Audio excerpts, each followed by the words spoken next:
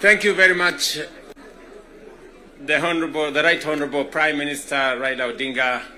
Ladies and gentlemen, let's take our seats. Thank you very much.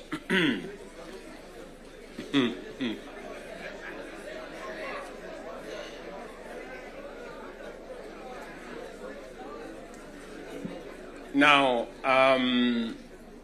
honorable members,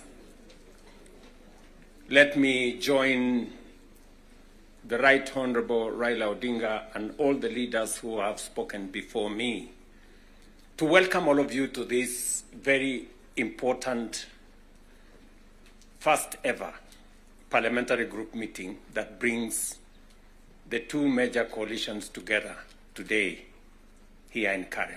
Karibuni sana.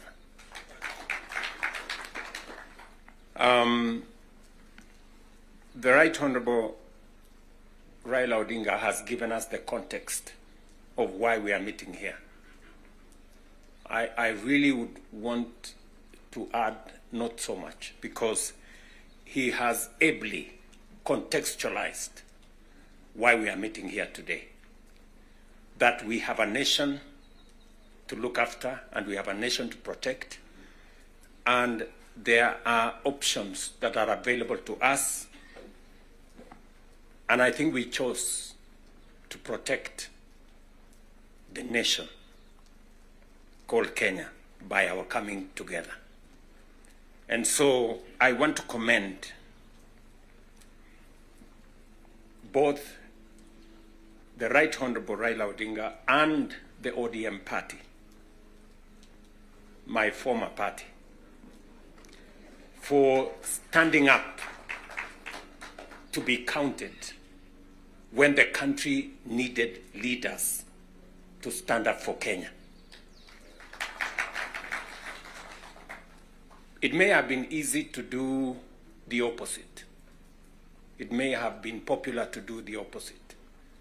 I know many people have vilified the Honorable Raila Odinga and the ODM party for the decision they took to stand for Kenya when there was need to do so. And let me say the following as the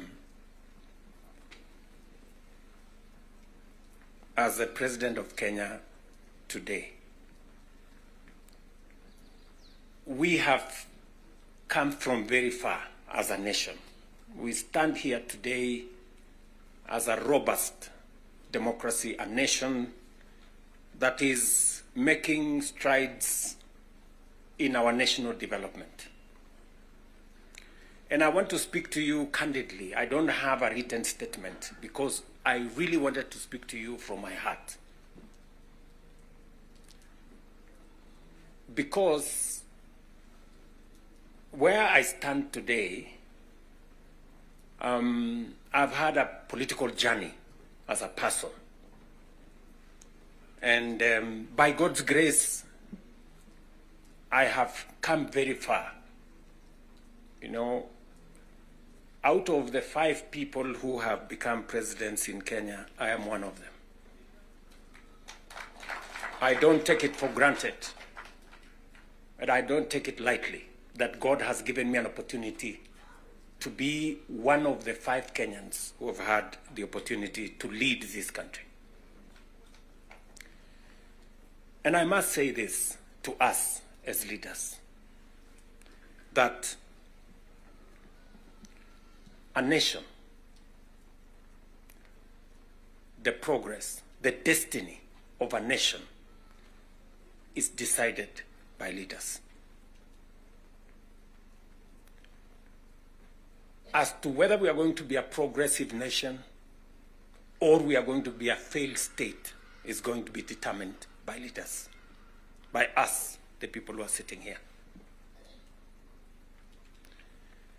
And therefore, the place of leadership is almost sacred. Nobody becomes a leader by chance or by default or by mistake. Today, you are a member of parliament or a senator or a governor or the position I hold and all the other positions that we hold because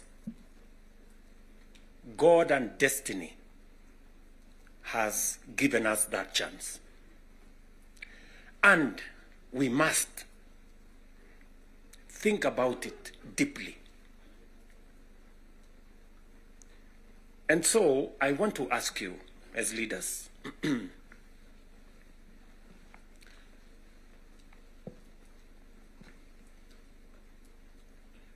the Honorable Prime Minister has given us a history of countries.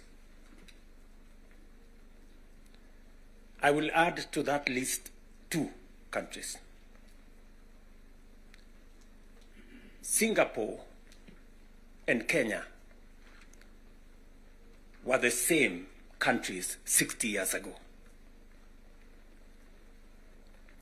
Malaysia and Kenya were the same 60 years ago.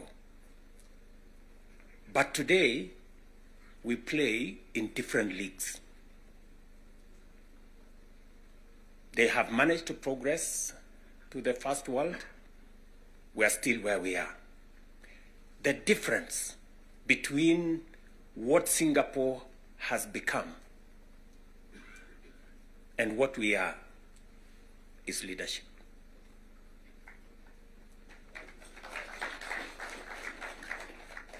And that is the place, ladies and gentlemen, we occupy today.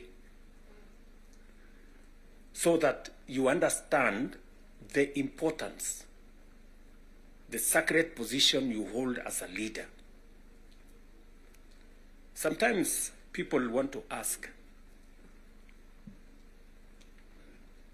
how do people who live in different houses, they have their own lives to pursue, but they wake up one morning on an election day and they go one after the other to 10,000, to 20,000, to 50,000 and elect you? You are not special. But it is a moment that God has given us as leaders. And therefore, we must do whatever we are doing, knowing very well that we have a heavy, almost sacred responsibility to the people we lead and to the nation of Kenya.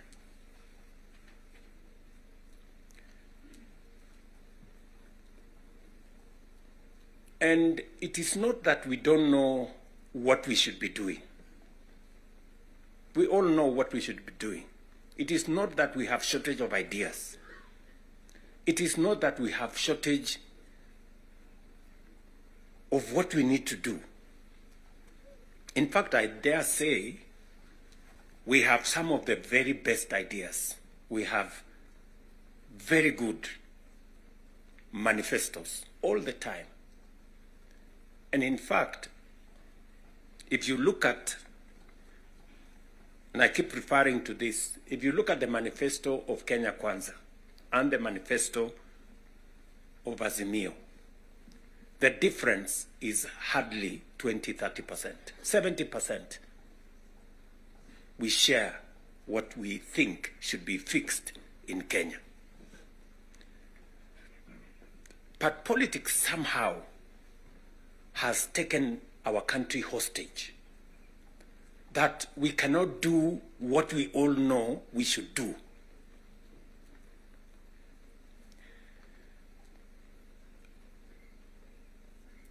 I have said that the difficulties that I face today as a president in Kenya are self-imposed. You know, I imposed on myself all these difficulties. Implementing the new funding model, implementing SHA, implementing housing, doing all those things. If I hadn't done any of those, I would be a very popular person, and but the country would not have moved anywhere.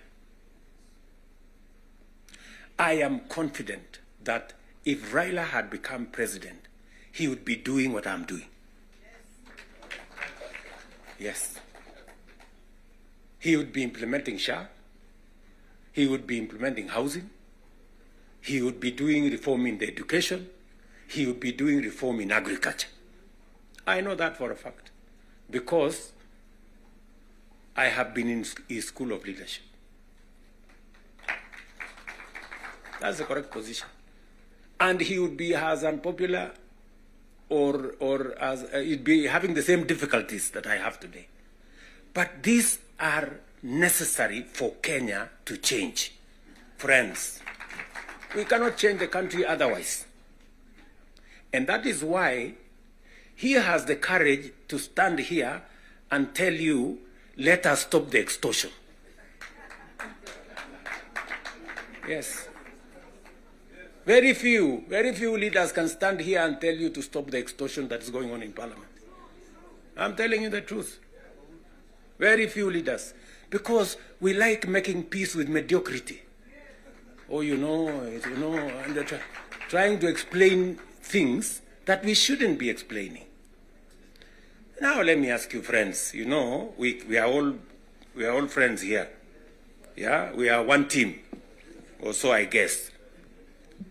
This fellow who is called chairman of welfare in committees, what is their job? What is their job? Extortion, that's it. And that is what Prime Minister is saying.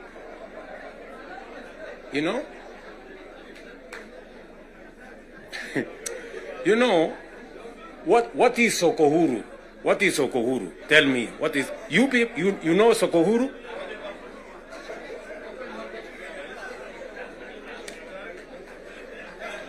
So, let me tell you.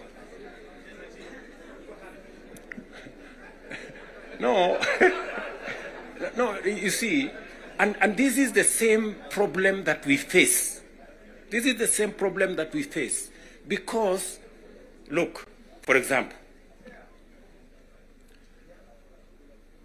we passed the law that we all know, friends, we all know the problems we go through with fundraisings for people who have hospital bills. All of us. In your phones, you have WhatsApp groups. So-and-so has this, this condition, so-and-so has this condition, to contribute here. True or not true? Yes. But we don't want to fix it because it's difficult. But I must commend you. I must commend the members of National Assembly and Senate, because you took the courage and passed the bills that today is beginning to solve the problem of health in Kenya. It may not happen instantly, but all of you can now see that there is a possibility that we can sort out the challenge of health and health delivery in Kenya. But because we had to be bold, we had to be bold and make the necessary decisions. Today, we are dealing with the crooked hospitals and health professionals who still want to steal from SHA and to steal from our health provision. And we will go after them and we will deal with them. So, what am I saying? I am saying the following. If we have to change Kenya, my friends, we have a historic opportunity today with this broad-based government, we have a historic opportunity to unleash the full potential of Kenya. We all believe, I do, that Kenya is a very great country, this country of ours. There is absolutely no reason why Kenya is not like Singapore. We have what it takes. Let me repeat. We have what it takes to measure up to the countries in the first world. Yes, we do. Yes, we do. But we are playing in the wrong league because leadership me and you are refusing to stand up to what this country needs. I really want to persuade you guys. I really want to persuade you friends. Yeah? This is not about William Ruto. I am here today, I will not be there tomorrow. This is not about Raila Odinga. Right? It's about the country called Kenya, where today we have the privilege to be the leaders, to be the decision makers, to decide which way Kenya. It is us who are seated here. It is us. And we have the historic opportunity to make this country what we have always wanted it to be, but it has not been. As I have said, the same way Raila Odinga can stand here and tell you we must stop the wrongs, I have also said that I am ready to pay whatever price to make this country change. Yes, we must change this nation, and we can do it. Look, housing was part of our conversation for the last 30 years. Yes, we've always talked about housing and how important it is and how it is going to create jobs, how it is going to stop land fragmentation, how it's going to allow us to produce, to save land that is meant for food, how we are going to have decent housing, how we are going to reduce on slums, how we are going to have decent livelihoods. We've always said that. The Right Honorable Raila Odinga tried with the first slum upgrading projects. We started there. The housing levy, go and read the Azimio Manifesto. Read the Kenya Kwanza Manifesto. It is there. It is there in both manifestos. We now are seated here and we have the opportunity to implement what was in the Azimio Manifesto and what was in the Kenya Kwanza Manifesto. Friends, why don't we just do it? Why don't we just do it? We will do it? Yes. Let us just pull it out and look. You can see for yourselves how transformational it is. Today, using the housing levy, we are not only doing housing, we are doing markets, we are doing hostels. And I promise you, what you see in Mukuru, what you see in Kisumu, because I have been there with Baba here, what you see in Eldoret, what you see in Nakuru, what you see in Kiambu here, what you see in almost every part of Kenya, is just housing implemented for 2 years.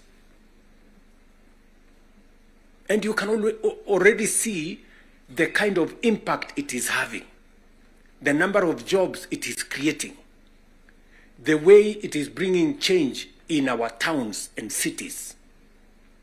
Friends, if we were to do this for 10 years, if we were to do this for 20 years, and this is a project that has been delayed, we are supposed to have done this 30 years ago. Tell me, if housing was implemented 30 years ago, how Kenya would be looking today. We wouldn't be different from Singapore.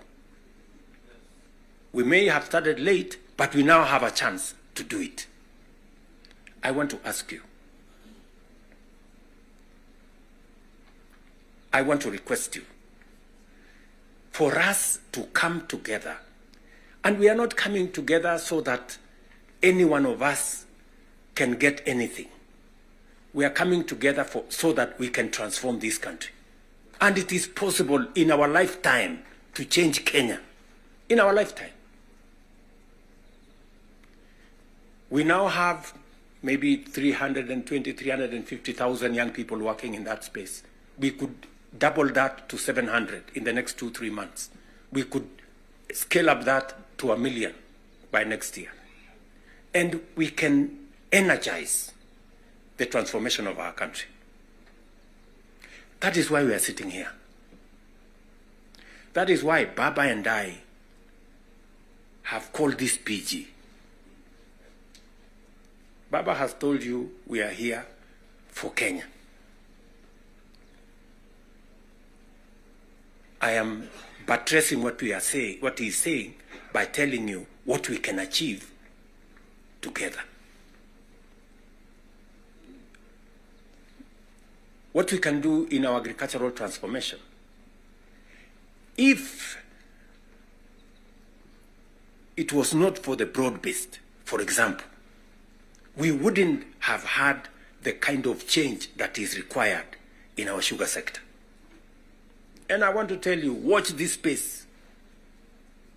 In just 2 or maximum 3 years, Kenya will be a net exporter of sugar. Just 2 or 3 years. This country, which perennially we have been looking for safeguards from COMESA. Every year, we are looking for safeguards from COMESA.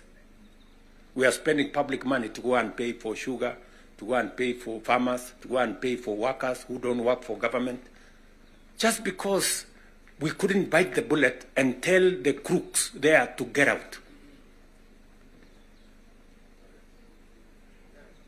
Now we have told them to leave. And I want to promise you, I want you to hold me to it. We are going to change the sugar sector. We are going to change the coffee sector. You have already seen what is going on in coffee. There is still a little bit of pushback, but we will deal with it. And on and on and on, and we can transform our whole agricultural sector. Just the little interventions that we have done standing together. You people in Parliament making sure that we are subsidizing production. And I must commend, Parliament has always provided money for us to support the production of the country, either through fertilizer or seeds or other interventions when we have brought it to Parliament. So you're part of the making of the history of our nation.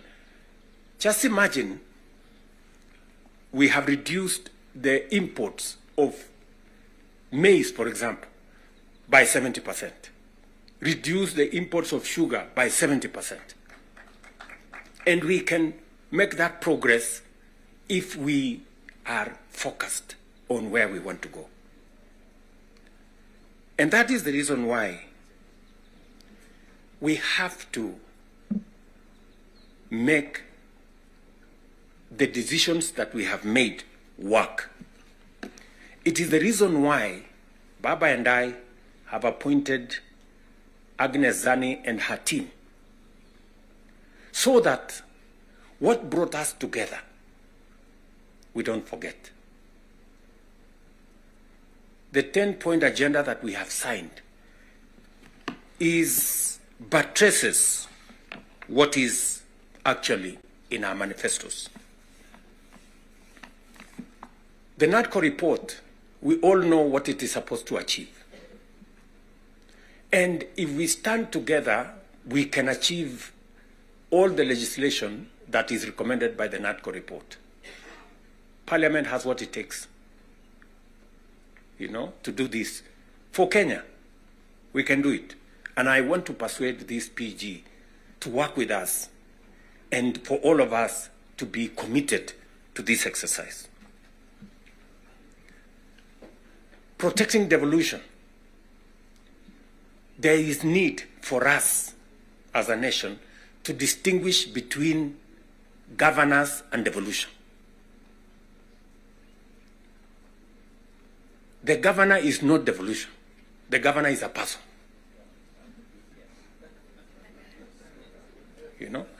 Devolution is about the people.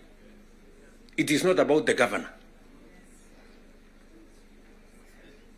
And we can deal with the governor without disrupting devolution, if there is need to. But what is sacrosanct, what is constitutional, is that we must get local people, development, to be at a local level as much as is practically possible. I agree with the Right Honorable Raila Odinga, because I was in Parliament when NGCDF was passed. And the principle was right, because there wasn't any meaningful resources getting to the grassroots. And the big push for devolution in the constitution-making process was three principles: making sure that resources get to the grassroots, making sure that there is representation at the grassroots, and making sure that accountability is also at the grassroots. So we need a conversation. You know, there are legitimate concerns on how resources are being spent at the counties. There is. We cannot also run away. There is legitimate concern. Let me ask, for example, the latest Sokohuru in the Senate.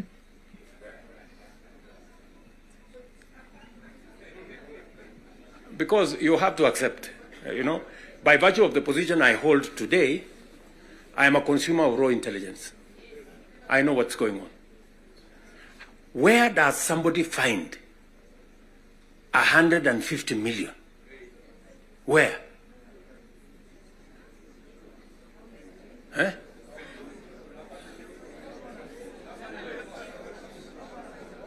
Is that his money? That is money that belongs to the county. Is that correct or not correct? Yes. Let me ask you, members of parliament who are seated here. Do you, for example, know, do you, for example, know that a few members of your committee collected 10 million shillings so that you could pass that law on anti-money laundering? Did you get the money? No.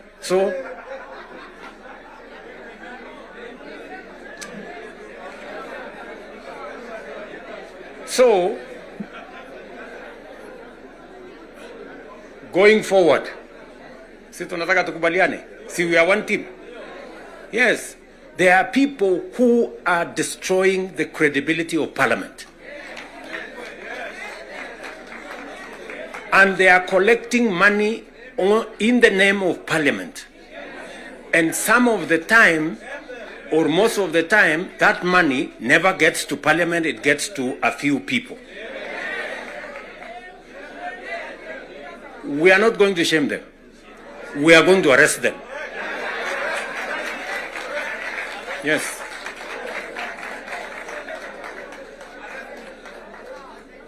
Do we agree? Do we agree? Yes, whoever is giving and whoever is being given and whoever is doing whatever it is, we sort them out. Because the reality, friends, the reality is that there is a problem. And we all know here, tukitaka tu kusema ukweli, there is a problem. And unless we sort it out, we are going to destroy our nation. We are going to destroy this nation unless we sort it out. And we must be as candid to ourselves here as we are candid in implementing what is transformational for Kenya. Tunaelewana?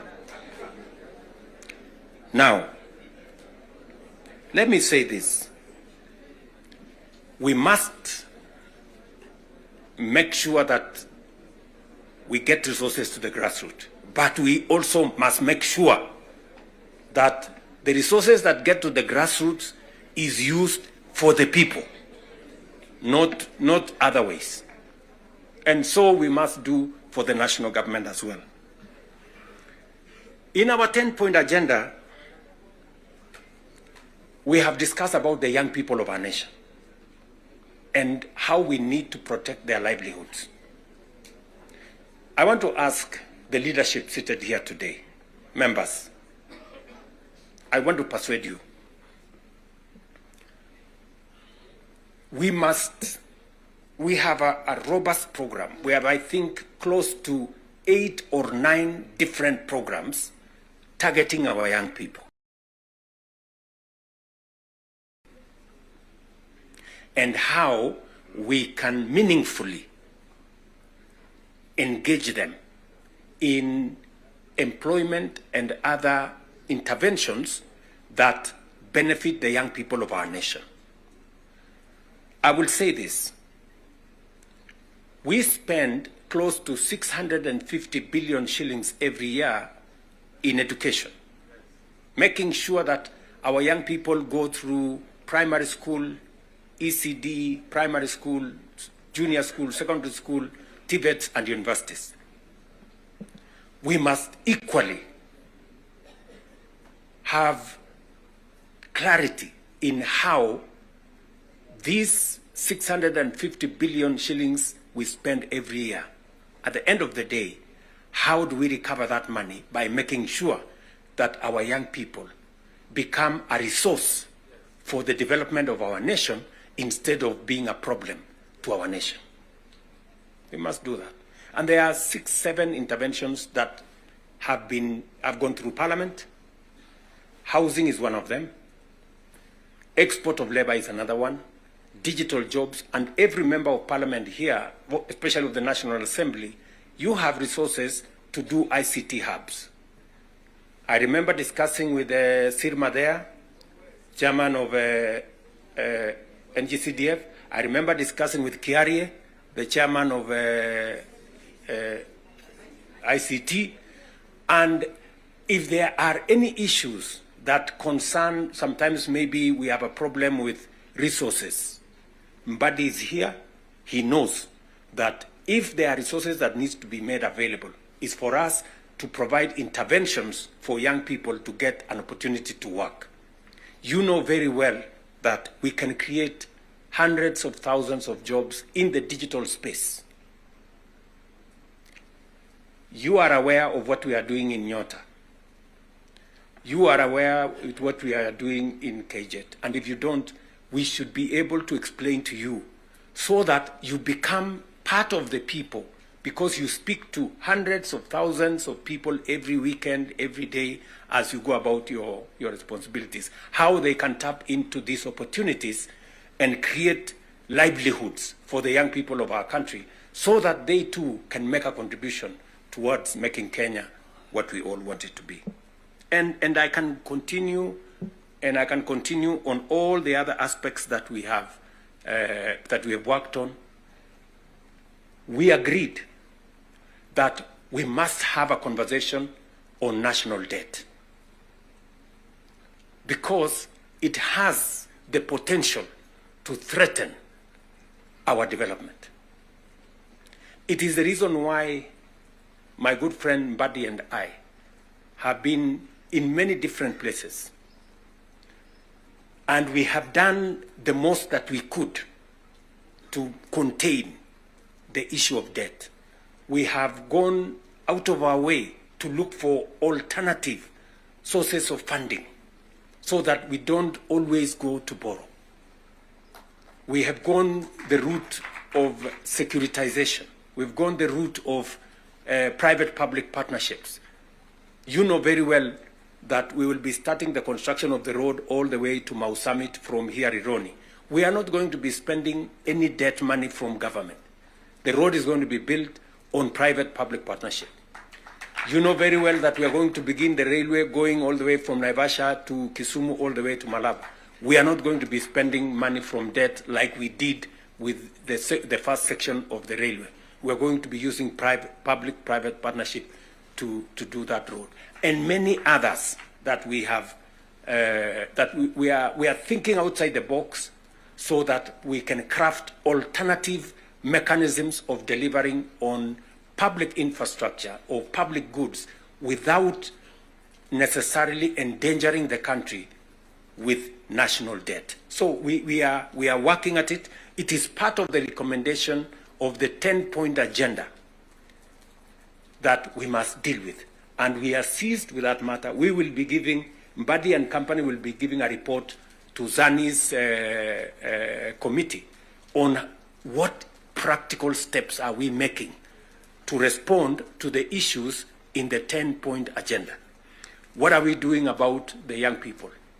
We will be able to tell Zani and the PG, and the PG should be there to monitor what we are doing so that we not only do it for us, but we also do it for the people that we represent.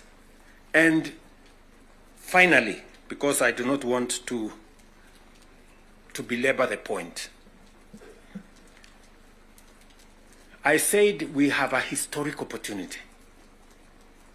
It is not always that protagonists come together to look at the greater interests of the country. But God has given us this opportunity. And I must commend Baba here, because very few leaders have the courage and the mettle to withstand criticism and stand for the nation. Very few people. Very few people. Many people look for what is convenient, what is popular, even if it is wrong, and they want to pander to it. But when a nation's destiny is at stake, you need statesmen, you need people who have the courage to put Kenya first and everything else secondary. So, what am I saying in conclusion? I am saying Zani and team have a job to do. They will be briefing Right Honorable Raila Odinga and myself on what needs to be done. We will be able then to guide what will be happening, what the executive need to do, what the legislature, the role the legislature need to play, and the role others may need to play. And as we do that, we will need another opportunity to be granular. Today was the first occasion for us to deal with this. But down the road, we need to bring the members of the executive, at least the ministers, to come so that we can have a meeting of minds between the executive and the legislature on matters that are of national importance. Further down the road, we may need that engagement. Maybe not in a sitting like this. Maybe we can organize a retreat for 2 or 3 days so that the questions I see members of parliament asking